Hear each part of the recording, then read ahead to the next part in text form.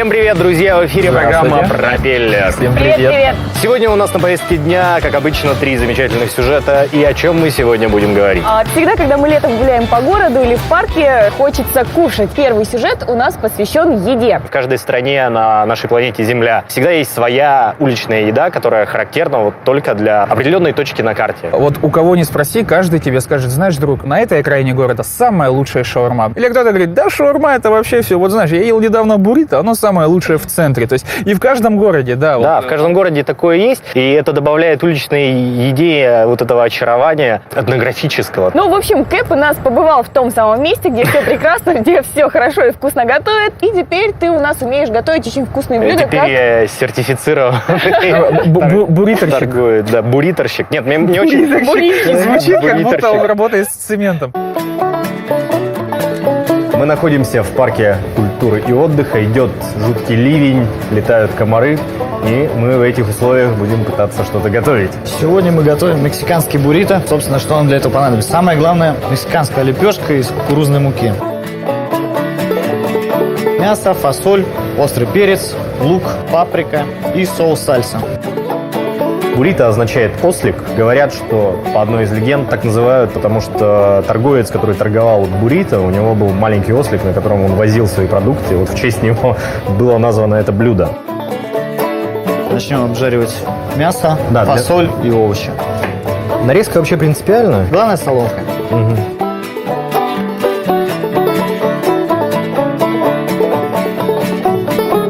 Все, вот этого нам вполне хватит. Илья, на каком масле лучше жарить? Ну, я вообще советую всем использовать оливковое. Так, мы обжариваем мясо. Это ты вот соль, перец добавил, да? Соль, перец свежемолотый. Лук, лучок, перец.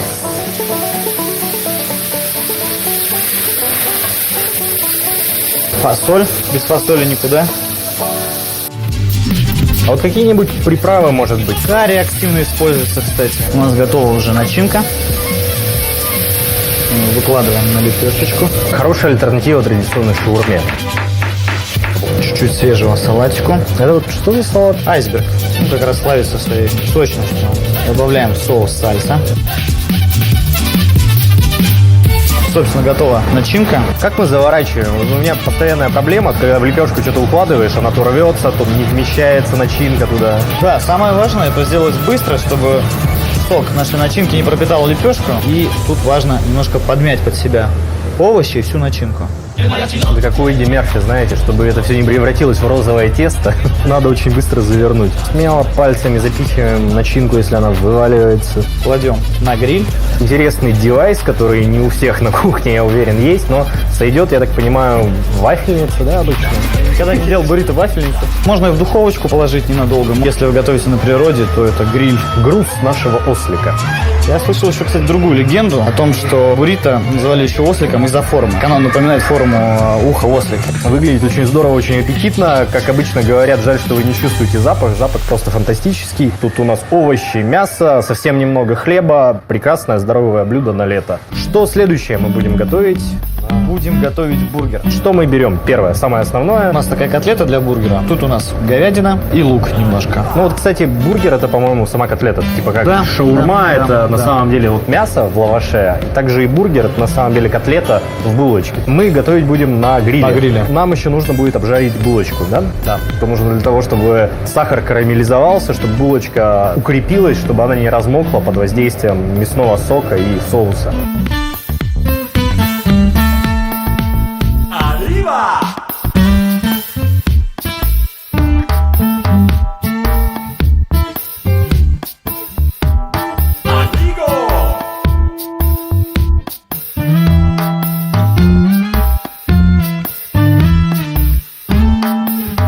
Берем хрустящий салат наш свежий. Наш айсберг. В океане. Соус. Тоже можно готовить на любой вкус. То, что любит. В данном случае это у нас Классический соус для бургеров. Кетчуп и майонез. Kitchen-S, ребята.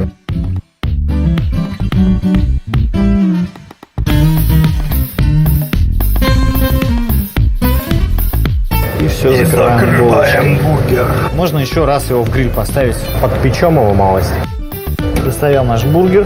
Запах обжаренного хлеба вкупе с домашней котлетой и свежими овощами настолько выбивает из колеи, что мне сложно что-то говорить. Хочется просто сесть и сожрать его. Сегодня, значит, у нас 2 блюда стритфуда. Текс-мексовский буррито, классический американский бургер. Стритфуд – это не только вредная и жирная еда, это также может быть очень прекрасным обедом. Быстрая, полезная даже где-то и сытная еда. Ну что ж, дорогие друзья, мы были в гостях у шеф-повара Ильи Орлова. Пишите нам в комментарии, что бы вы хотели, чтобы мы приготовили в следующий раз. Всем пока! Всем пока!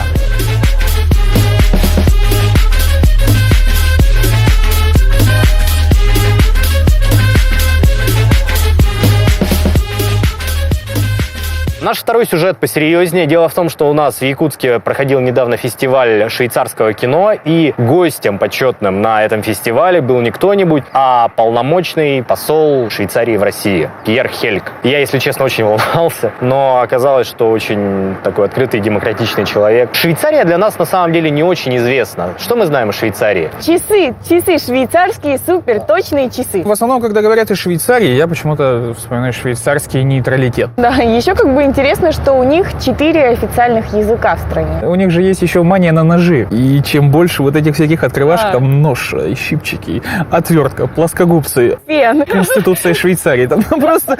И чем больше разных элементов, тем считается круче. Как вы знаете, в Швейцарии попала в новости, вынесли на обсуждение закон о минимальном доходе. Это значит, что вы можете вообще не работать, но вам каждый месяц от государства будет капать небольшая сумма денег. Самое смешное, что швейцарцы, которым предложили, вот хотите, вообще не будете работать, будете просто так деньги получать. Большая часть проголосовала. Нет.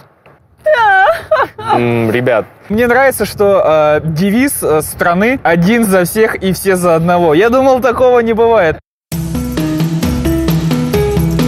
С 9 по 11 июня в Якутске проходил фестиваль швейцарского кино. На нескольких площадках нашего города было представлено много интересных фильмов современных режиссеров России и Швейцарии. Для нас очень важно представлять швейцарскую культуру не только в Москве и Санкт-Петербурге, но и в самых разных регионах огромной Российской Федерации. И я скажу вам честно, конечно, нам особенно хотелось приехать в Республику Саха. Вы знаете, мы живем сегодня в непростом мире, в котором много проблем, в котором много конфликтов, много недопонимания. И единственное, на мой взгляд, что может сейчас в нынешнем мире помочь, это диалог в области культуры. Культура не знает государственных границ. Она говорит об общечеловеческих ценностях на разных языках. Понимать эти языки – это интересная и увлекательная задача. Давайте этим займемся. Открывал фестиваль чрезвычайный и полномочный посол Швейцарии в России господин Пьер Хельк, который поделился своими мыслями о культуре, искусстве и стереотипах о швейцарцах. Я хотел бы поговорить с вами о стереотипах. Люди привыкли думать, что швейцарцы очень зрелые и очень дисциплинированные. Правда ли это? Мое личное мнение по поводу человеческих существ. Поскольку я служил в 7 или 8 очень разных странах, вкратце, мы все братья и сестры, и все одинаковые. Есть только различия в самовыражении. И действительно, швейцарцы довольно скромные и замкнутые люди. Тем не менее, я уже 5 лет в России. Здесь люди очень рассудительны в принятии решений. И всегда стремятся получить всю информацию, прежде чем что-то делать. Значит, мы схожи больше, чем говорят стереотипы. Это мое мнение. Чем мы можем обменяться в этом культурном диалоге? Чему мы можем научиться друг у друга, швейцарцы и россияне? Такие разные и все же такие похожие. Думаю, что есть много возможностей взаимодействия, например, в архитектуре. Архитектура – это хороший вариант. Кинематограф – очень важная отрасль. Литература. Мы всегда участвуем в вашем фестивале литературы. Музыка тоже. Позвольте несколько личных вопросов. Какие фильмы вам нравятся? Когда я был моложе, мне нравились вестерны. Чем старше я становлюсь, тем больше ценю документальное кино. Фильмы, которые достоверно отражают реальность. Но по возможности не мою, потому что я ее знаю. Ваши любимые 5 книг на все времена. Я постараюсь. На первом месте для меня Пруст. Марсель Пруст. Номер один. Я читал все книги Достоевского в переводе. Для меня он тоже великий писатель. Был очень впечатлен книгой Честерфилда «Письма к сыну». В целом книги по истории. Может, поэзия? Да, есть один автор, который мне очень нравится. Это Бодлер. Потому что Бодлера я понимаю. Таковы мои вкусы в литературе. Меня зовут Pierre, я посол Швейцарии в России. Я очень благодарен передаче «Пропеллер» для интереса к Швейцарии. Мне нравится, и я могу сказать, что ваш регион, Республика Саха, гостеприимство абсолютно фантастический. И спасибо за все. Спасибо вам. Спасибо. Не за что. Ну что ж, друзья, а наш третий сюжет посвящен очень интересной теме, которая меня, если честно, немножко пугает. Это тема кукол. Куклы, классно. Каждый раз, когда ты приходишь к кому-нибудь в гости, где там есть девчонки, и у них там куклы стоят, ты заглядываешь просто, и они там своими стеклянными глазами смотрят. Нет, есть, да, есть вот такие вот куклы, которые прям... Но это фарфоровые куклы, как натуральные сделаны, и с ними, по сути, ты не поиграешь. Нельзя переодеть, их нельзя покупать, им нельзя волосы порасчесывать, покрасить. Это просто кукла для красоты. Ты поставила ее в сервант, и она стоит. Куклы бывают разными, и куклы — это в первую очередь что-то рукотворное, поэтому это может быть произведением искусства очень легко, мастерски сделанные, и они будут выглядеть просто прекрасно. И наш юнкор Таня побывала на выставке не только якутской, она побывала также на московской выставке кукол. У меня дома была кукла, и вот так заводишь, она потом...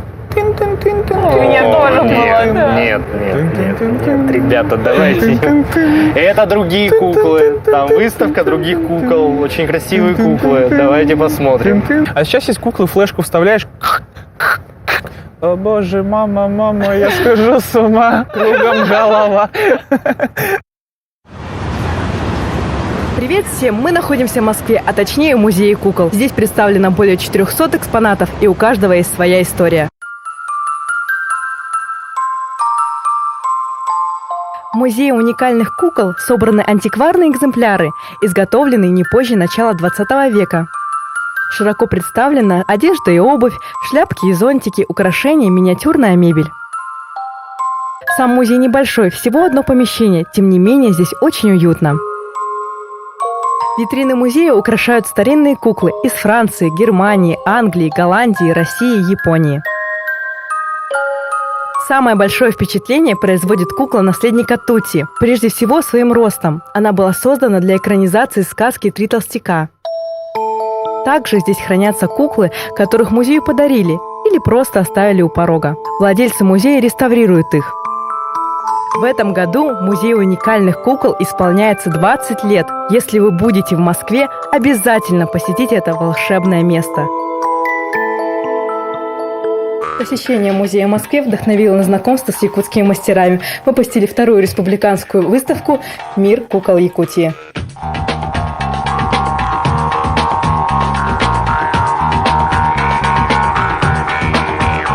Мы проводим третий раз республиканскую выставку. Интересных кукол очень много. С каждым годом у нас мастерство наших кукольников растет. Но традиционных кукол, по-моему, у якутов не было, а просто были такие обрядовые игрушки.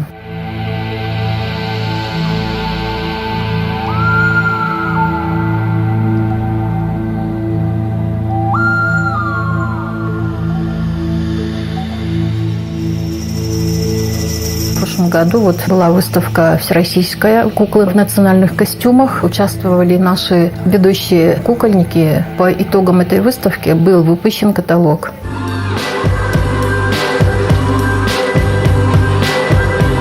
Выставка собрала работы 30 мастеров-кукольников. Самый молодой автор – ученица 26-й школы Катя Высоких. Она занимается изготовлением кукол с 8 лет. У меня есть 5 кукол, 2 куклы дома, 3 куклы здесь. Это Манчар на коне, кукла в национальном костюме Солосчаны и дядя Степа. Это первая моя самая большая кукла на конкурс в МВД Якутии.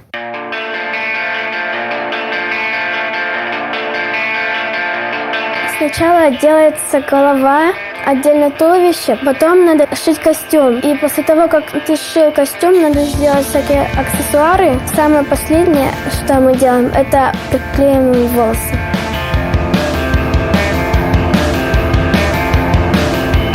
Я не думала над своей профессией, но я точно знаю, что я буду продолжать заниматься, делать куклы.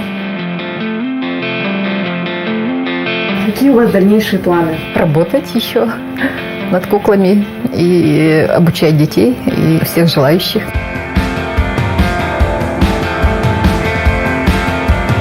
Экспозиция открыта в арт-салоне Симех до 1 сентября.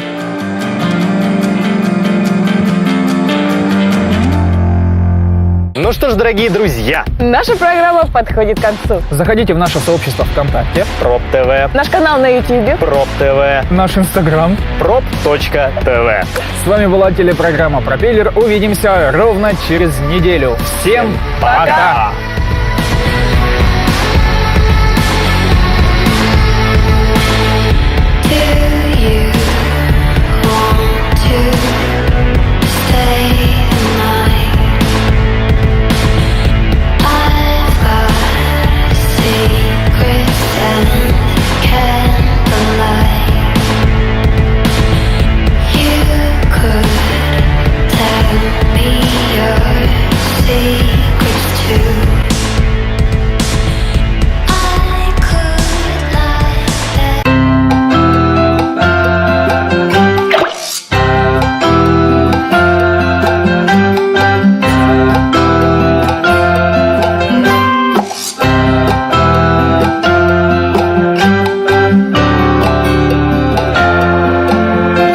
Анна Домини и магазин игровых приставок и аксессуаров Аркада представляют 23 июля Open Air Sounds of Saha. Хедлайнеры группы из Санкт-Петербурга Animal Jazz и Джен, а также выступления рок-группы Якутска, видеоигры от магазина Аркада, кинопоказы от Geek Cafe, краски Холли, спортивные и настольные игры, ярмарка Marketplace, Fire Show и многое другое. Партнеры: информационная сеть ЕГТ.ру, Индрайвер, прокатное агентство «Звук и свет». Билеты в кассах кинотеатра «Центральный», Синема-центр и магазине Аркада. Не пропусти Animal Jazz и Джен на Sounds of Saha. 16+. Якутский колледж инновационных технологий приглашает школьников 9 и 11 классов получить престижные специальности: сервис на транспорте, операционная деятельность в логистике, право и организация социального обеспечения, земельно-имущественные отношения, экономика и бухгалтерский учет. ЕКИТ. Будущее в твоих руках.